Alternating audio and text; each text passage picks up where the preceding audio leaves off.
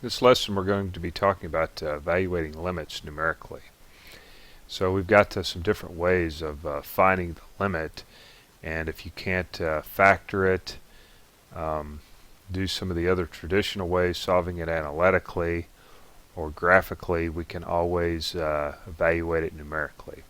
So here's our function x squared plus 1. Now this could be any function in here, right? But I just picked something real simple.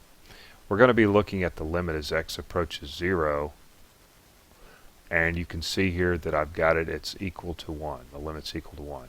So we want to know what is the limit as x approaches 0. So I've got this table here written out, and what I've done here, these are my this is the domain up here, and this is the range down here. And so my x value, I start at 0.1 and I want to get closer and closer to 0. So I take 0.1 and I plug it into the function and I get 1.01 out.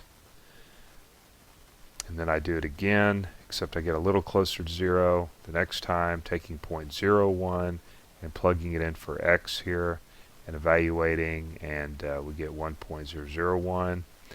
And continuing this, I'm getting closer to 0 here. And you can see by looking at this pattern what's happening. As I get closer and closer to 0, it looks to me like that the limit is getting closer and closer to 1. And then we do the same thing coming in from the left hand side. Same argument holds, taking negative 0.1 and plugging it in and getting 1.01 out. And you can see I continue this process and it's getting closer and closer to 1 coming in from the left hand side. So I think it's probably safe to say that the limit as x approaches 0 of our function x squared plus 1 is equal to 1.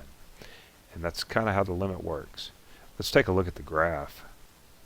So here's the graph of our function x squared plus 1, and this arrow indicates that I'm coming in from the right hand side, and then I'm coming in from the left hand side, and you can see that the limit is approaching our y value at 1.